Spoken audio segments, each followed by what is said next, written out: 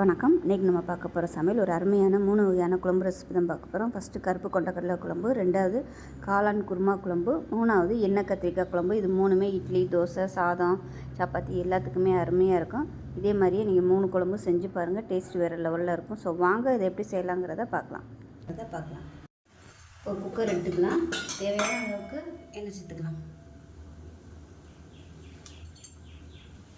எண்ணெய் சூடானதும் கடுகு 1 டீஸ்பூன், சோம்பு சேர்த்துக்கலாம், கருவேப்பிலை சேர்த்துக்கலாம், பொடியாக கட் பண்ண வெங்காயம் சேர்த்துக்கலாம்,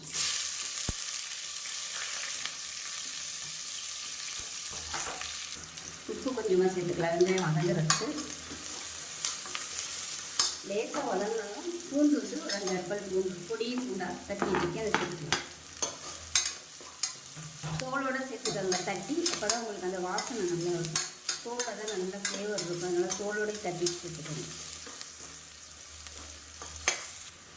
எல்லாமே நல்லா வதங்கிடுச்சு.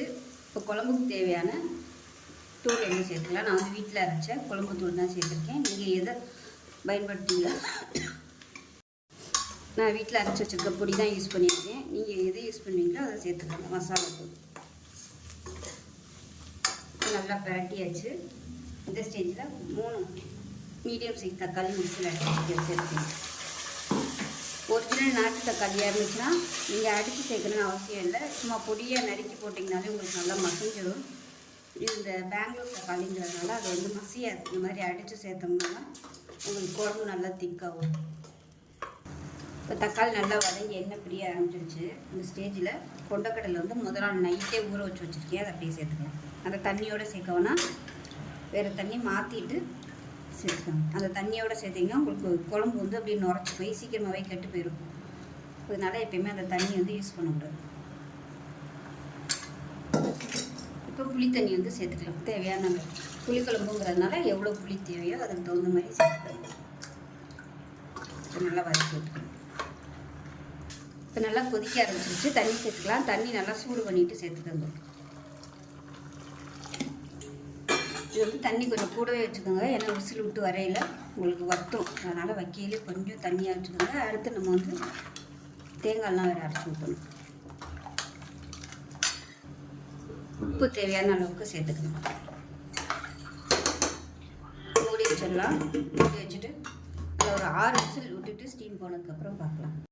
இப்போ எப்படி இருக்குன்னு பார்க்கலாம்.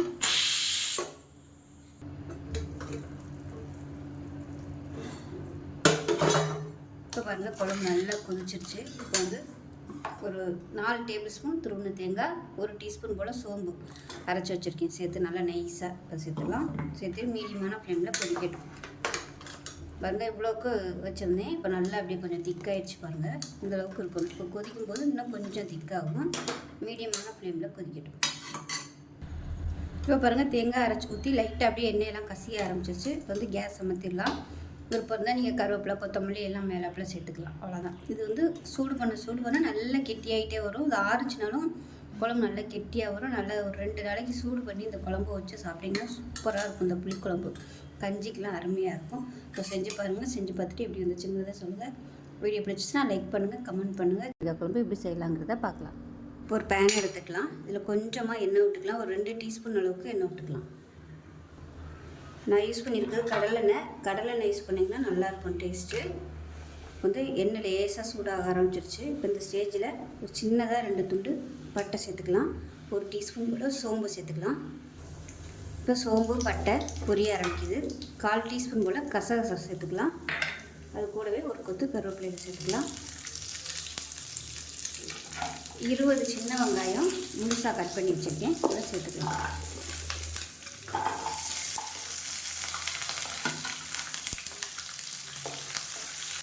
இது கூடவே 10 பல் பூண்டு சேர்த்துக்கலாம். இப்போ இதில் ஒரு 6 முந்திரி பருப்பு சேர்த்துக்கலாம். இது கூடவே மீடியம் சைஸாக ஒரு 3 தக்காளி கட் பண்ணி வச்சுருக்கேன், அதையும் சேர்த்துக்கலாம்.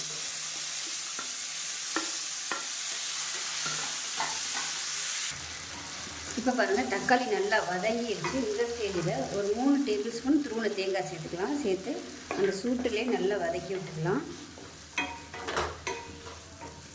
இது எல்லாத்தையும் நல்லா வதக்கியாச்சு. இப்போ கேஸ் அமர்த்திடலாம். அமர்த்திட்டு இதை ஆற விட்டுட்டு நல்லா நைஸாக அரைச்சிக்கலாம்.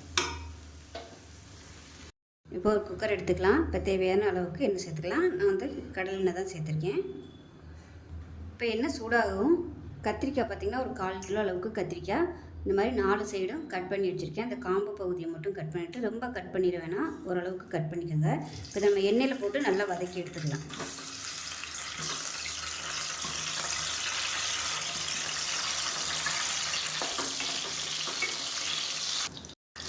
இப்போ கத்திரிக்காய் நல்லா வதங்கிடுச்சு. ரொம்ப குழஞ்சி போகிற அளவுக்கு வதக்க வேணாம், ஒரு 3/4 வேக்காடு வதங்கினா போதும். இப்போ வந்து எடுத்துடலாம், வேறு பிளேட்டுக்கு மாற்றிடலாம்.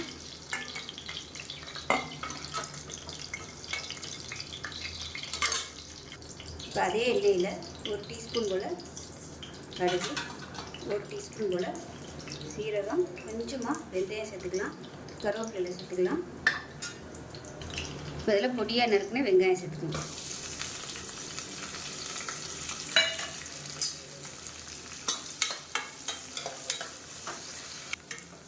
வெங்காயம் ஓரளவுக்கு பொன்னிறமாக வதங்கிடுச்சு. இப்போ வீட்டில் அரைச்சி வச்சுருக்க குழம்புத்தூள் சேர்த்துக்கலாம். நீங்கள் வீட்டில் எது வச்சுருக்கீங்களோ அதை சேர்த்துக்கோங்க. இதையும் சேர்த்து எண்ணெயில் நல்லா வதக்கி விட்டுக்கலாம். லேசாக அந்த சூட்டிலே பரட்டி விட்டுக்கலாம். அடுப்பு வந்து கம்மி பண்ணி வச்சுக்கோங்க. இப்போ நம்ம அரைச்சி வச்சுருக்க அந்த பேஸ்ட்டை சேர்த்துக்கலாம்.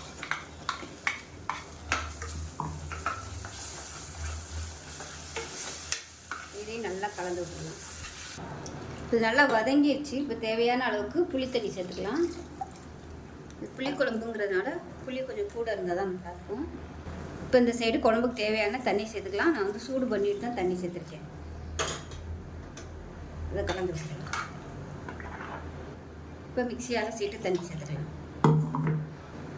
இப்போ குழம்புக்கு தேவையான உப்பு சேர்த்துக்கலாம். இப்போ நல்லா கலந்து விட்டுட்டு நம்ம வதக்கி வச்சுருக்க இந்த கத்திரிக்காயும் இதோட சேர்த்துக்கலாம். நாளைக்கு வெறும் கத்திரிக்காய் மட்டும்தான் சேர்த்துருக்கேன். இதில் வந்து முருங்கைக்காய் சேர்க்குறனாலும் சேர்த்துக்கலாம், இல்லை உருளைக்கிழங்கு சேர்க்குறனாலும் சேர்த்துக்கலாம். அவ்வளோதான். மூடி வச்சுட்டு நல்லா 3 விசில் விட்டுட்டு ஸ்டீம் போனதுக்கப்புறம் பார்க்கலாம். விசில் விட்டு ஸ்டீமெல்லாம் போயிடுச்சு. இப்போ குழம்பு எப்படி இருக்குன்னு பார்க்கலாம்.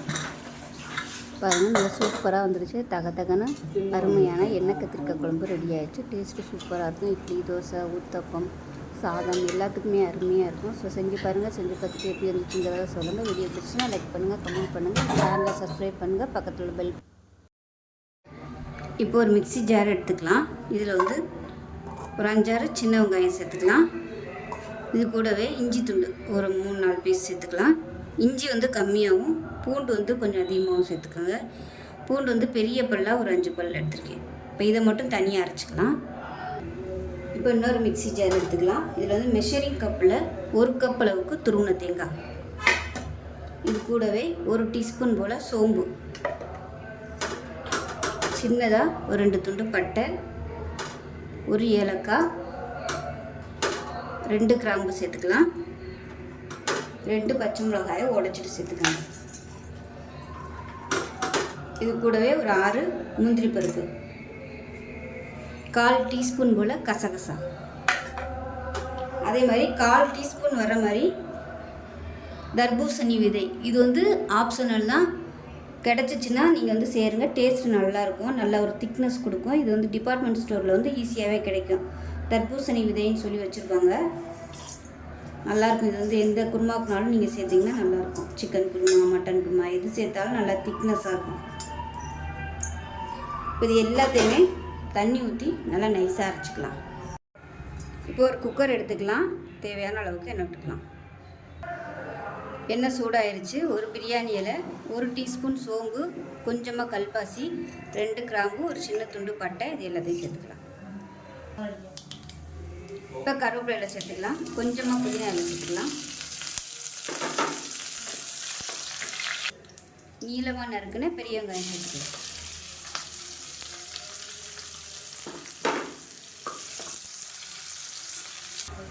வெங்காயம் வதங்குறதுக்கு உப்பு சேர்த்துக்கலாம். வெங்காயம் லேசாக வதங்கினதும் நம்ம அரைச்சி வச்சுருக்க இஞ்சி, பூண்டு, வெங்காய பேஸ்ட்டு சேர்த்துக்கலாம்.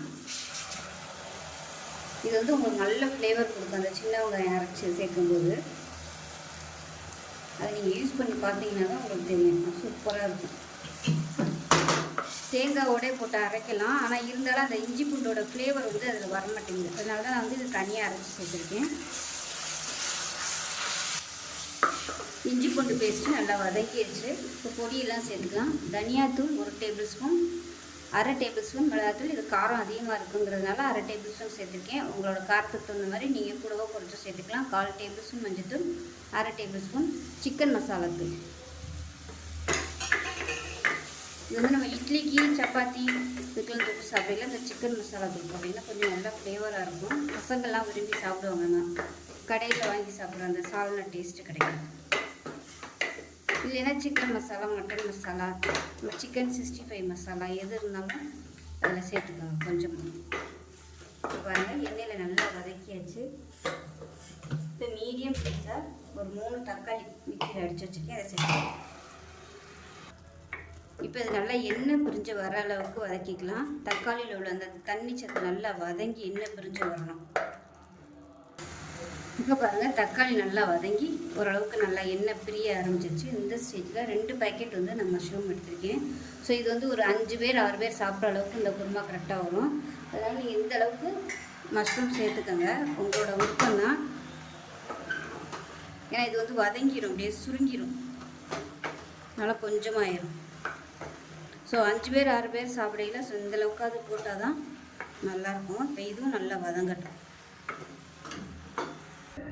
இப்போ காளான் சேர்த்து நல்லா அப்படியே வதங்கிடுச்சு பாருங்கள், பாதியாக சுருங்கிடுச்சு. இப்போ நம்ம அரைச்சி வச்சுருக்க இந்த தேங்காய் பேஸ்ட்டையும் சேர்த்துக்கலாம். இதையும் சேர்த்துட்டு நல்லா ஒரு 2 நிமிஷம் நல்லா பரட்டி விட்டுக்கலாம்.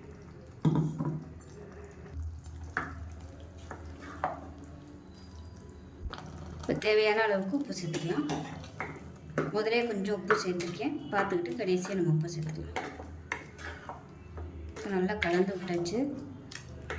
இப்போ இந்த ஸ்டேஜில் தண்ணி சேர்த்துக்கலாம். தண்ணி வந்து நல்லா கொதிக்கிற தண்ணியாக சேர்த்துக்கோங்க.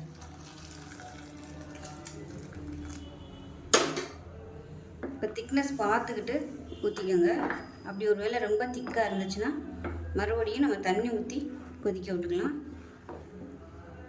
ஏன்னா மஷ்ரூமும் கொஞ்சம் தண்ணி விடும், அதனால் வைக்கையிலே கொஞ்சம் கெட்டியாக வச்சுக்கோங்க. ஒரு வேளை ரொம்ப கெட்டியாகிடுச்சு நம்ம லாஸ்ட்டாக தண்ணி ஊற்றி கொதிக்க விட்டுக்கலாம். இப்போ மிக்சியை அலசிட்டு அந்த தண்ணியை சேர்த்துக்கிறேன். நான் வந்து காரம் மைல்டாக தான் கொடுத்துருக்கேன். வேணும்னா நீங்கள் காரம் வந்து கொஞ்சம் கூட சேர்த்துக்கலாம். அவ்வளோதான், நல்லா கலந்தாச்சு. மேலாப்பில் கொத்தமல்லியில் மட்டும் சேர்த்துக்கலாம்.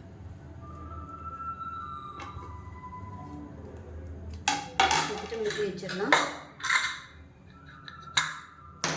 மூடி வச்சுட்டு நல்லா ஒரு 3 விசில் விட்டுட்டு போனதுக்கப்புறம் பார்க்கலாம். இப்போ ஒரு 3 விசில் விட்டு ஸ்டீம் போயிடுச்சு, எப்படி இருக்குன்னு பார்க்கலாம்.